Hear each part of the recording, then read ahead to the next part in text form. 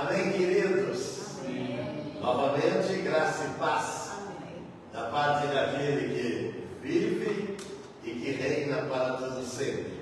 A satisfação sempre é múltipla, né? Grande. Ela é maior nos nossos encontros, principalmente os encontros dominicais. E hoje, em especial, nós estaremos com a penúltima ceia do ano.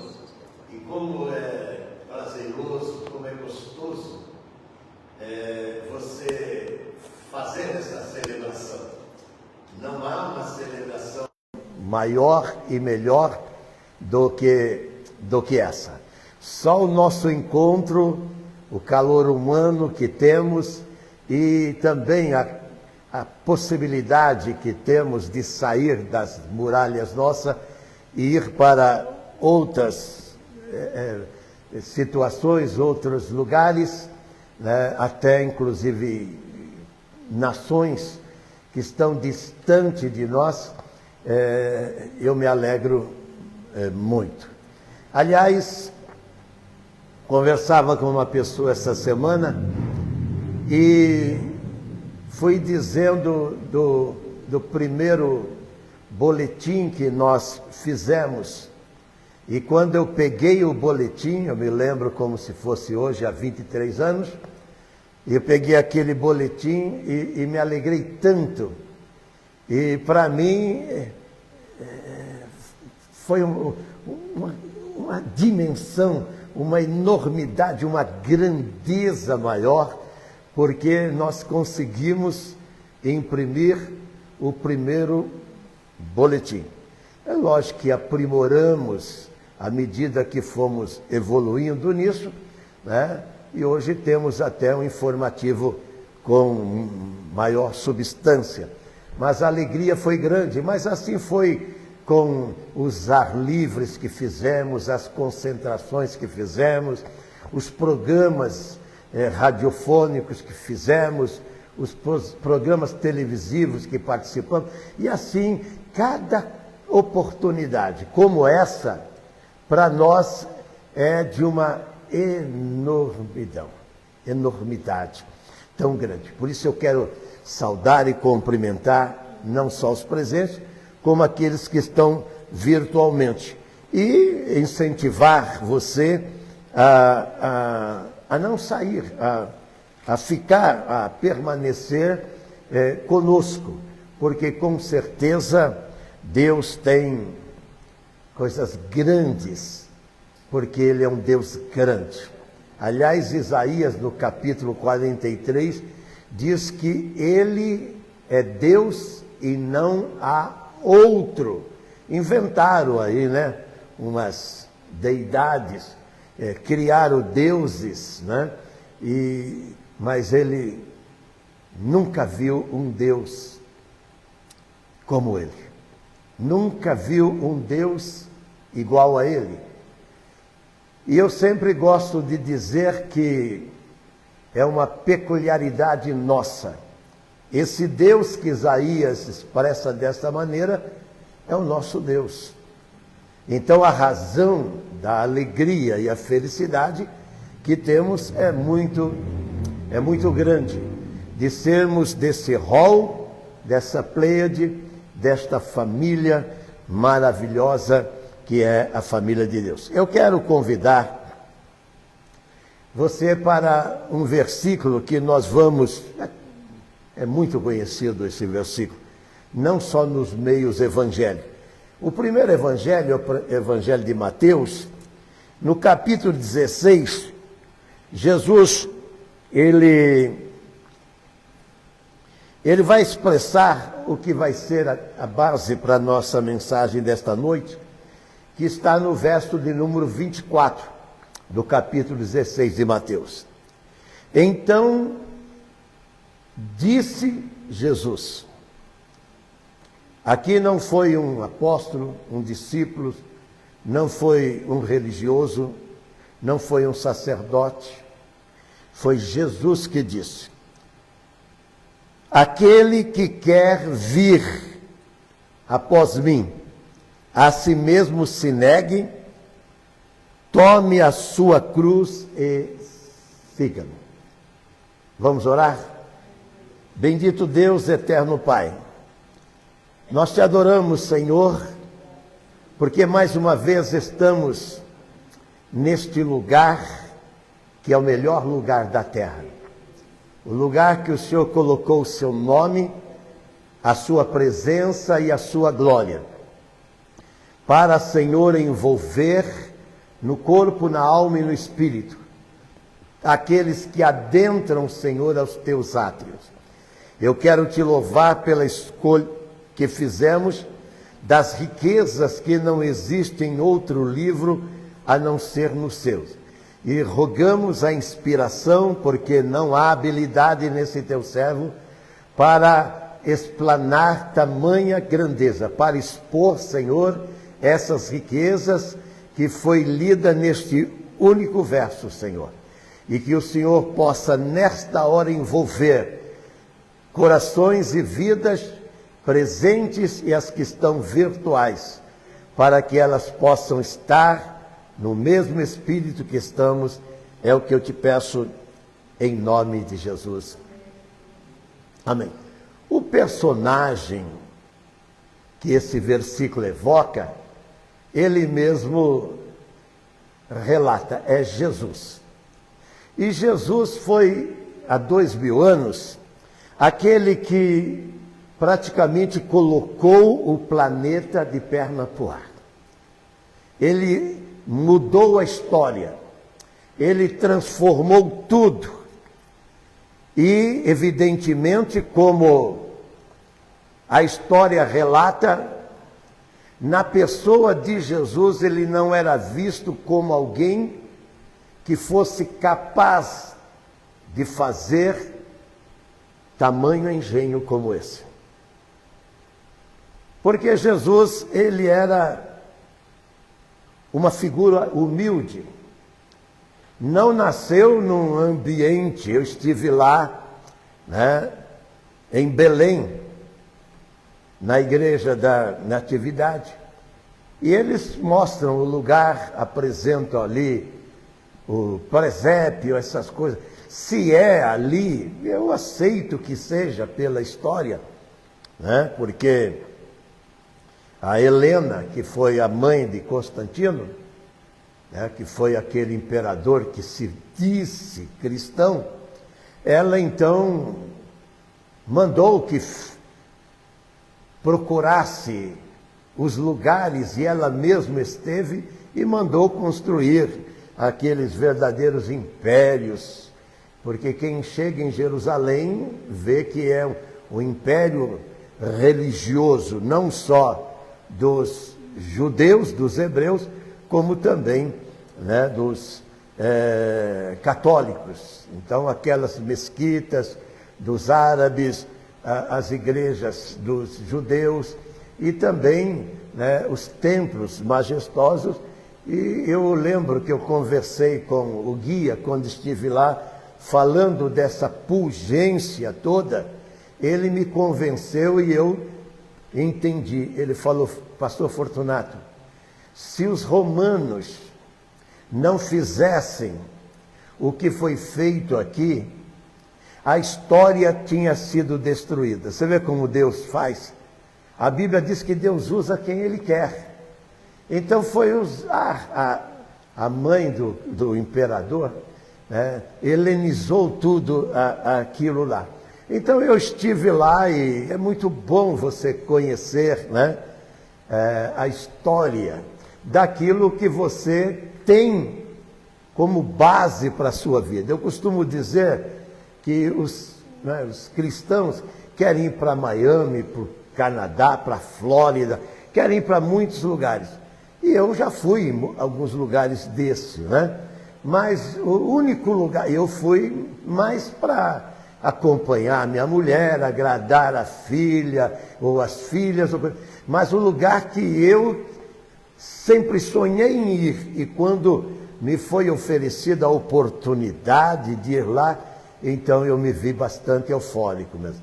E eu digo que todo cristão, eles deveriam se esforçar para ir. Não vai mudar a sua espiritualidade em nada. Esse misticismo que diz que você... Eu conheço pessoas que foram para Israel e até desviaram da fé. Eu conheço, trouxe presente para mim, inclusive de lá. Esteve na minha sala aquele quadro de Jerusalém muito tempo. A pessoa que foi para lá não quis nem saber mais de igreja ou coisa. Isso é uma delas, né? Sem contar outros episódios. Mas esse personagem Jesus, ele nasceu de uma caboclinha chamada Maria. Uma menina com os talentos e as virtudes que naquele tempo ainda se achava. Eu costumo dizer que se Jesus quisesse, até eu quero falar com você que está aí comigo virtualmente, se Jesus precisasse voltar hoje para fazer o que ele fez há 2000 anos atrás, seria quase que impossível achar alguém nas condições que foi encontrado ali em Nazaré a Maria, a Virgem Maria. Então Jesus nasce ali em Belém por força da circunstância, porque o imperador ordenou, e ele pensou que ele estava fazendo por ele. Não, ele estava fazendo porque tinha que se cumprir a palavra de Deus. E Deus usa o que ele quer usar. Então, usou o imperador para ele baixar um decreto, e a Maria com José foram para Belém e ali ele nasce. Depois, o Herodes não gostou da história e mandou matar as crianças, mas Deus, que guarda aqueles que são seus, estendendo esta promessa para mim e para você, se nós formos dele, como Jesus era dele, então o Senhor tira ele e leva para o Egito, onde fica 2 anos. Depois ele vem para Galiléia, e quando ele começa o seu ministério, ele começa a ser repudiado pela elite daquele tempo. Os religiosos não gostam de Jesus. As pessoas que têm suas religiões, as suas doutrinas, as suas seitas, eles não gostam de Jesus. Converso com elas e elas até dizem: ah, pastor, eu quero ir até na tua igreja, não sei o que tem. E eu não digo, você está mentindo, mas tenho vontade de dizer: você está mentindo, você não quer. Porque em vindo aqui, vai ser colocado a elas as normas, os códigos, os métodos, as leis que estão aqui e foram dadas por ele. E eu vou dizer para você, não é mole, não é fácil. Se tem uma coisa difícil, é você ser um crente. Uma coisa difícil de ser. Religioso tem 8 bilhões de pessoas na terra religiosa, cada um com as suas normas, doutrina, ensinamento, catecismo, cada um com seus dogmas. Agora, ser crente e você ter como método este livro, e como Paulo diz, somente este livro, somente aquele que fez a reforma, solamente as Escrituras. Foi isso que Lutero fez. E ele só fez porque também ele ficou escandalizado com o que ele viu lá em Roma. Ficou escandalizado. Porque ele, como eu sempre digo, há muitos religiosos que, não obstante os celibatos, não obstante os dogmas da igreja, que eles se esforçam para ser como Lutero, sincero.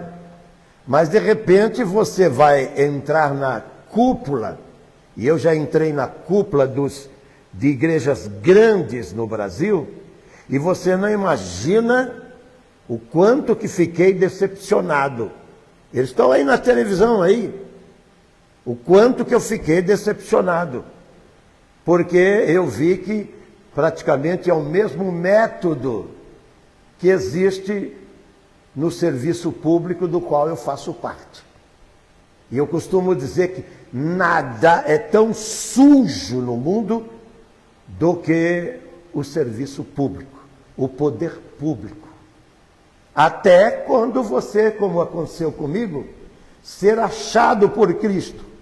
Porque Cristo está buscando quem possa salvar.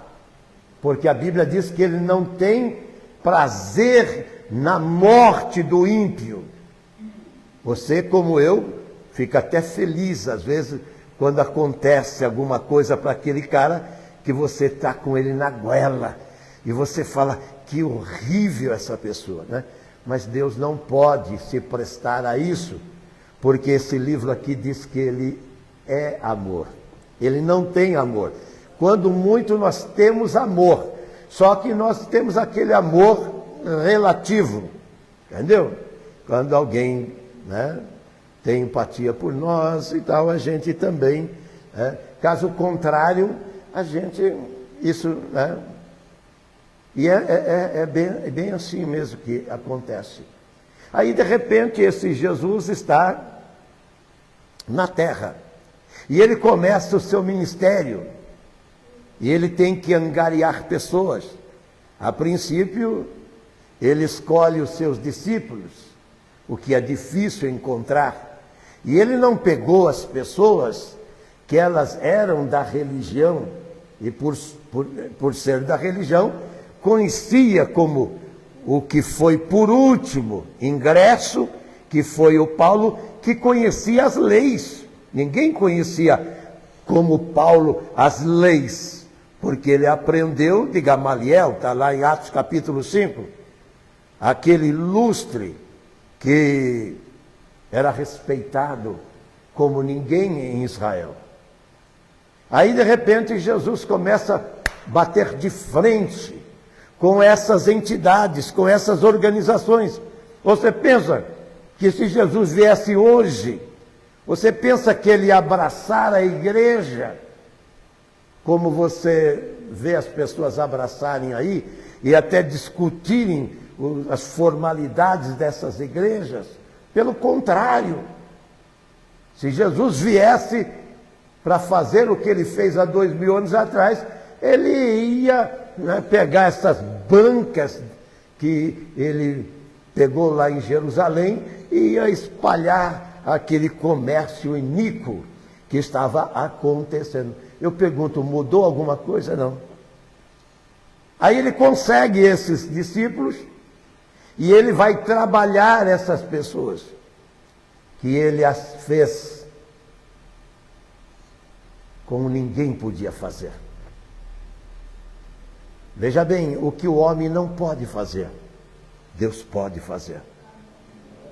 O que a letra, os livros, os pensadores não podem fazer, os educadores não podem fazer, esse livro faz. Quando você se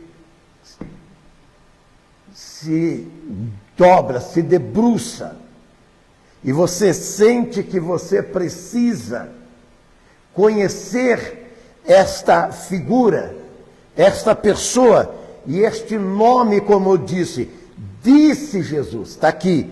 Então disse Jesus.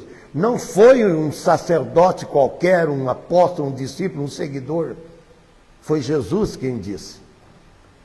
E por que ele disse? Porque ele sabe da necessidade que tem de você conhecer quem você deve seguir. Sabe por que o mundo está do jeito que está? Porque o mundo não conhece a quem seguir. Não sabe quem seguir.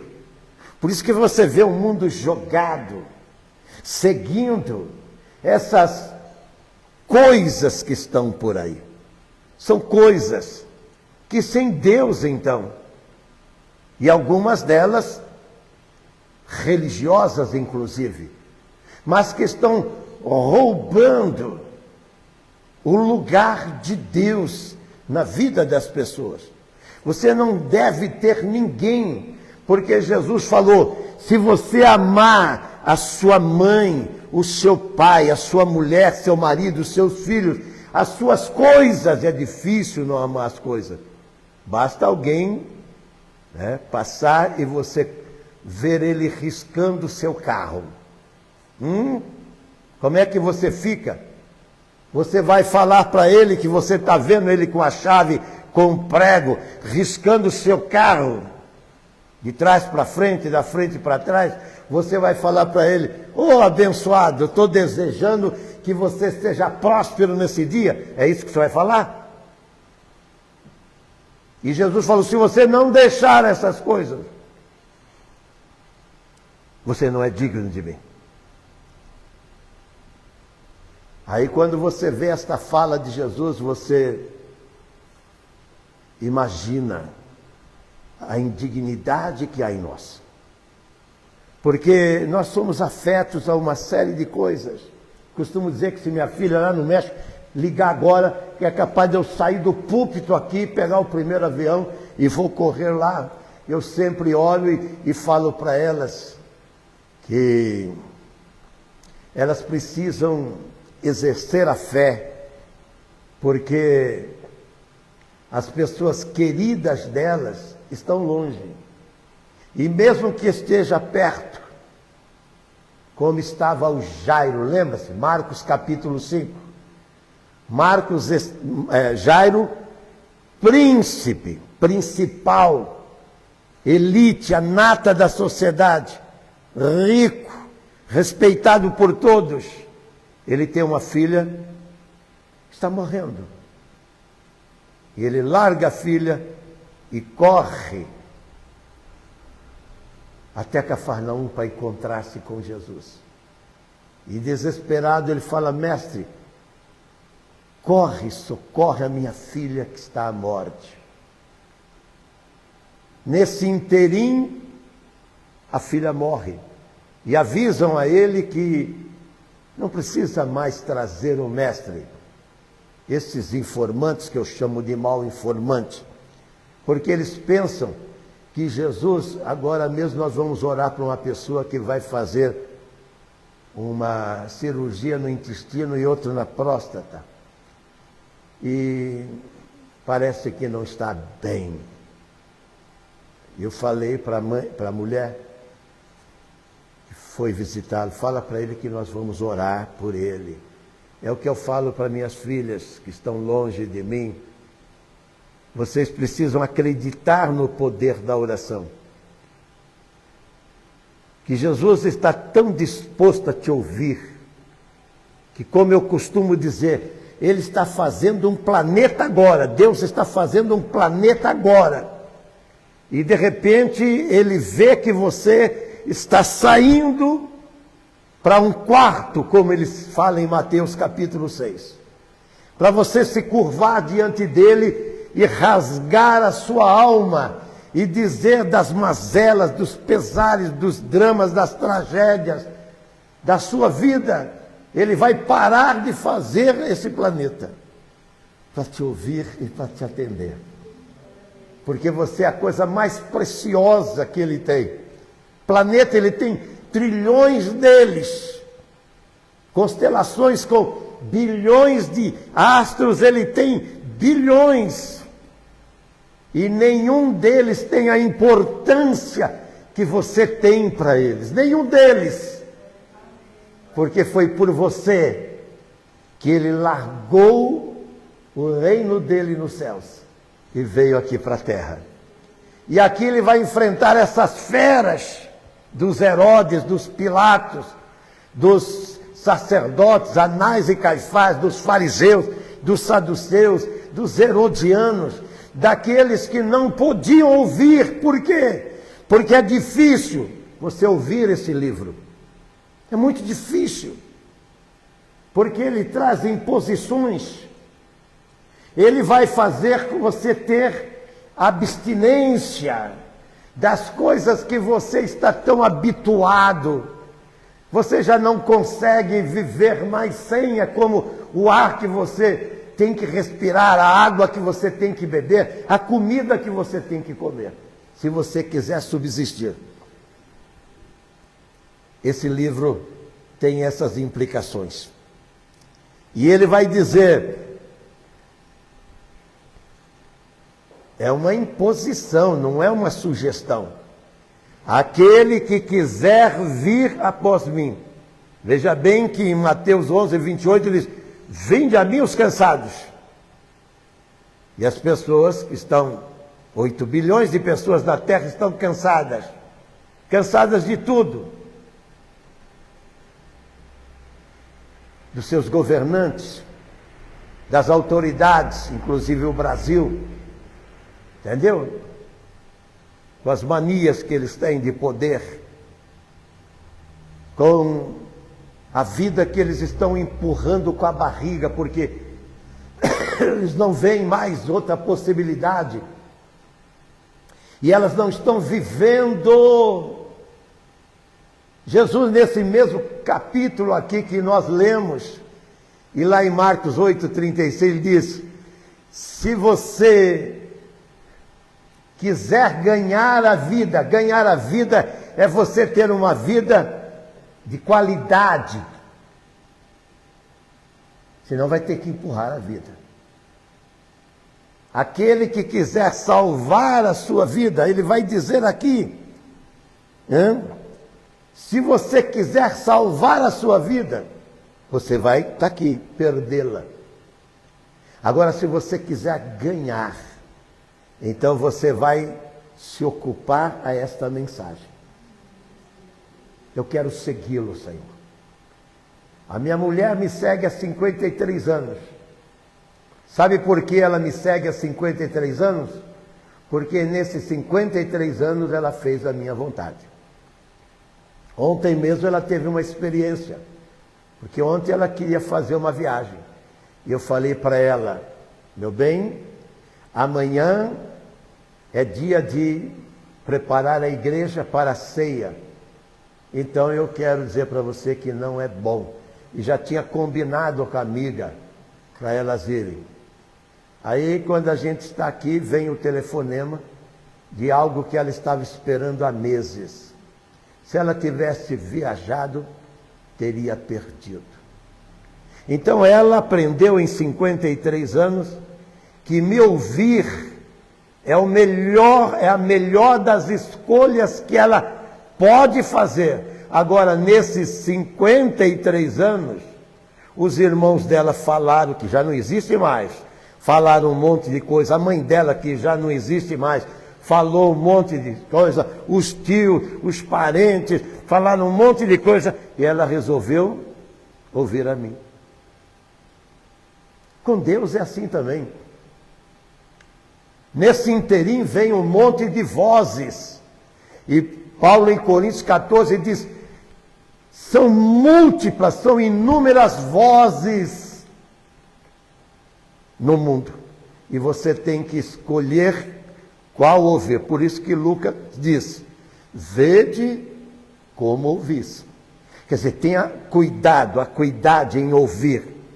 Como que eu posso discernir uma fala, se é de Deus ou não? Como a Wanda falava comigo em casa. Das coisas que aqui na igreja nós fomos mudando.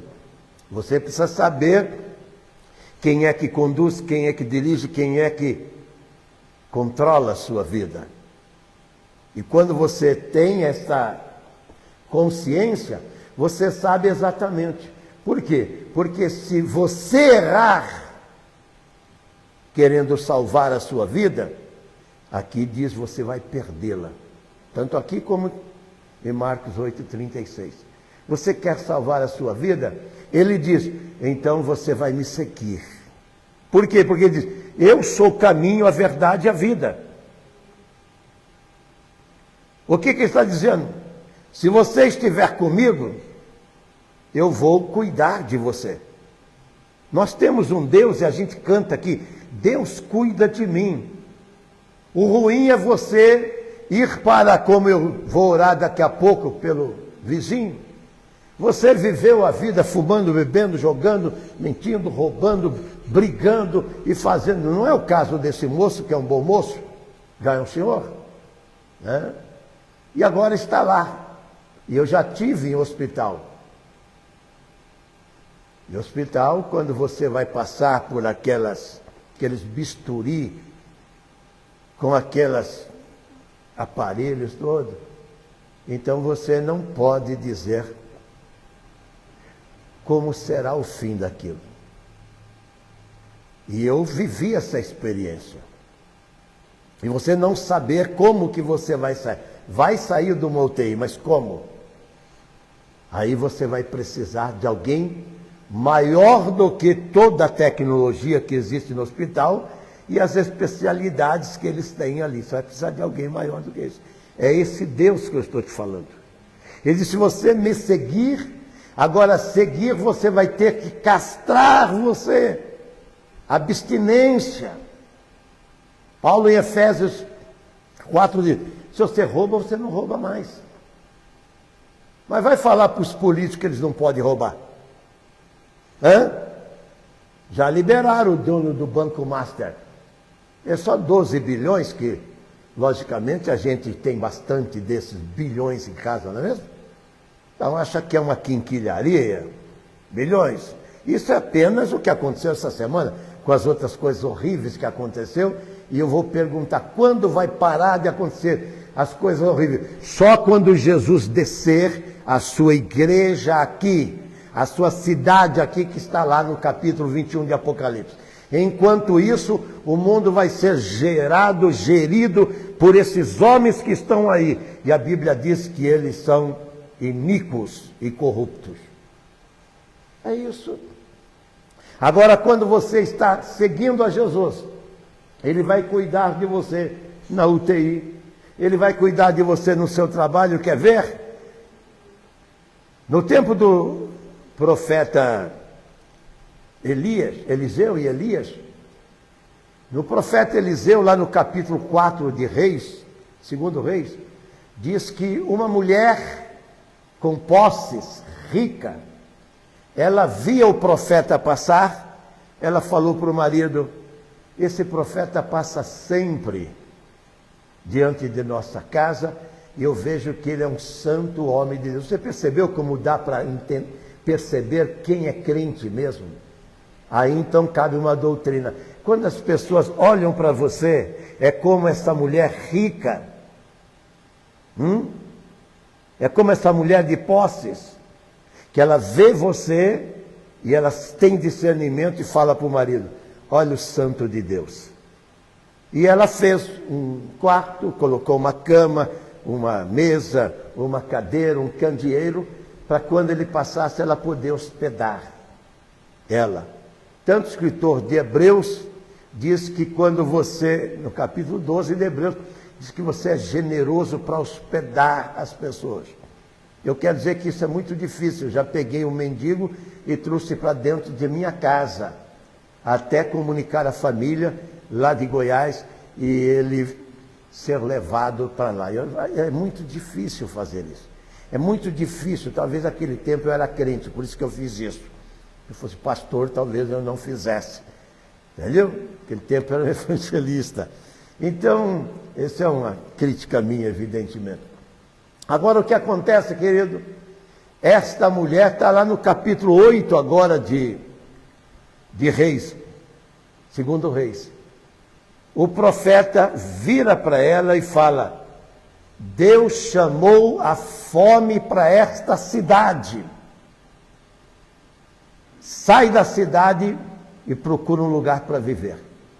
Aí eu, quando li esse texto, eu fiquei vendo, né, os bolivianos, que aqui está cheio deles. Por que eles estão lá? Porque a fome está lá. E por que a fome está lá? Pelas escolhas que fizeram. Então, a Venezuela, que agora pode, daqui a pouco, não sei se o Maduro está aqui no Brasil, porque parece que veio um avião dele para cá, entendeu? E ele já está fugindo. E como é que está aquela nação? Você não vê ninguém querendo fazer turismo na Venezuela. Você não vê ninguém querendo fazer turismo em Cuba. Você não vê ninguém querendo fazer turismo na Coreia do Norte. E quando você vai para Bolívia, como às vezes eu vou, é apenas para você pegar um avião ali, descer de um, pegar outro e ir para o seu destino. Você não quer ficar neste lugar. Pelo quê? Aí o que o profeta Eliseu vai falar para essa mulher? Arrume o lugar, porque aqui vai ficar triste as coisas. É o cuidado de Deus. Mas ela é uma mulher abastada. E ela deixa tudo. E vai se exilar em outro país.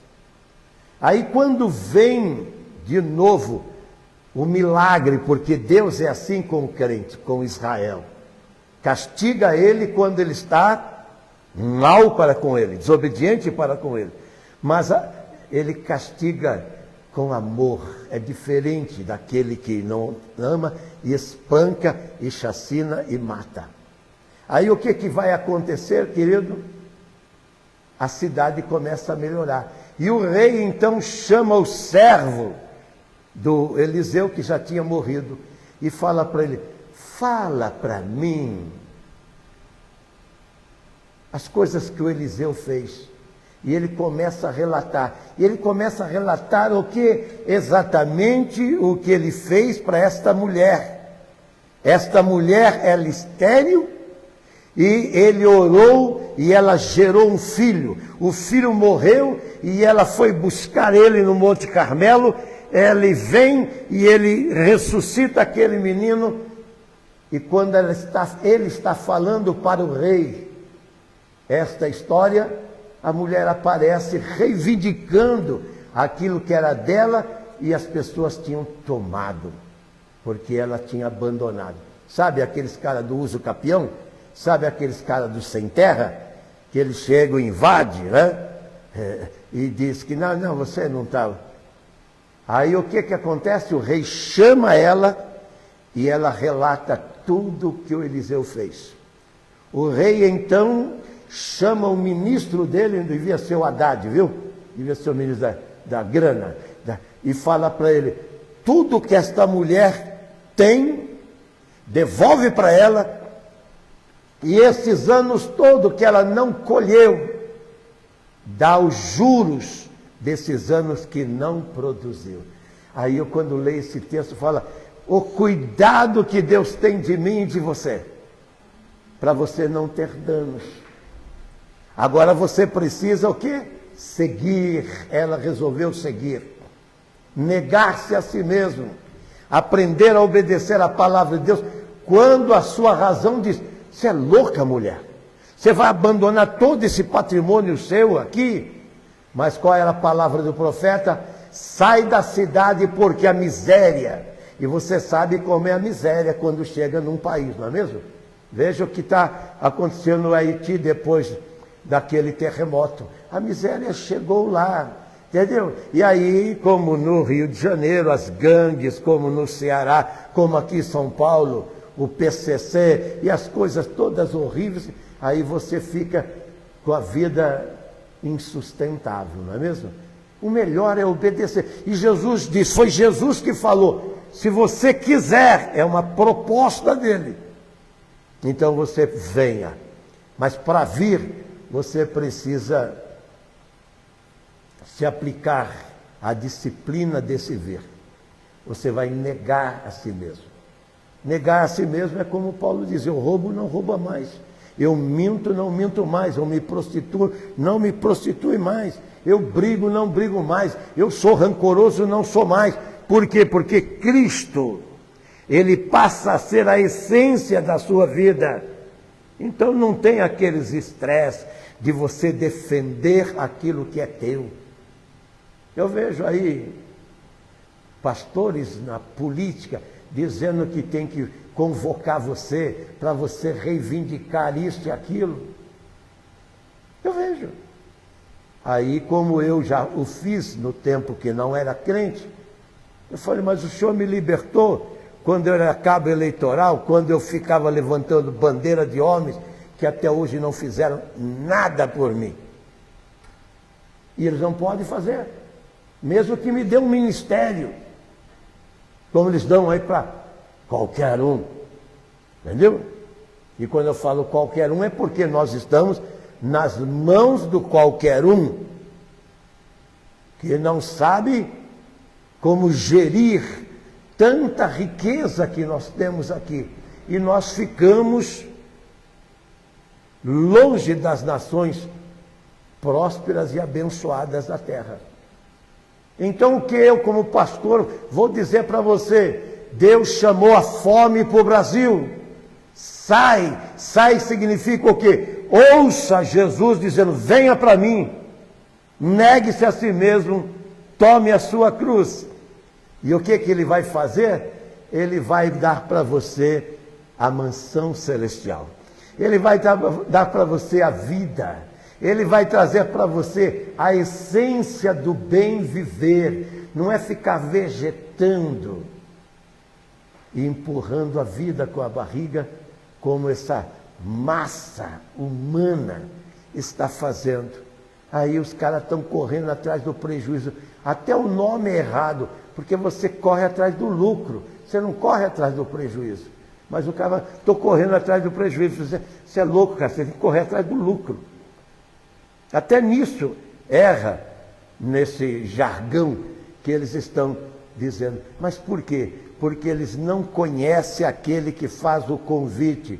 Vinde a mim cansados, e eu vou trazer alívio.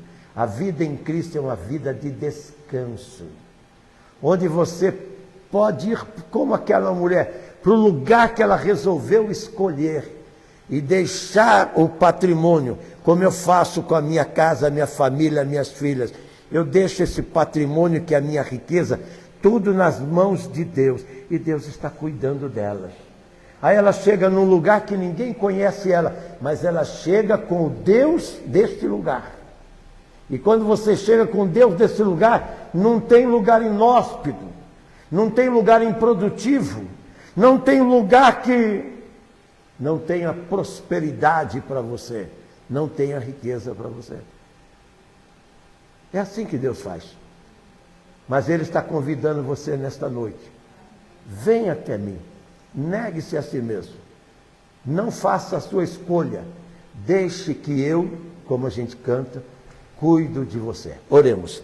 Bendito, eterno e poderoso Pai que estás nos céus, nesse nome sublime e excelso que é o nome de Jesus, eu oro, quando mais uma vez nós ministramos a Tua palavra. Nada mais é possível fazer, Pai.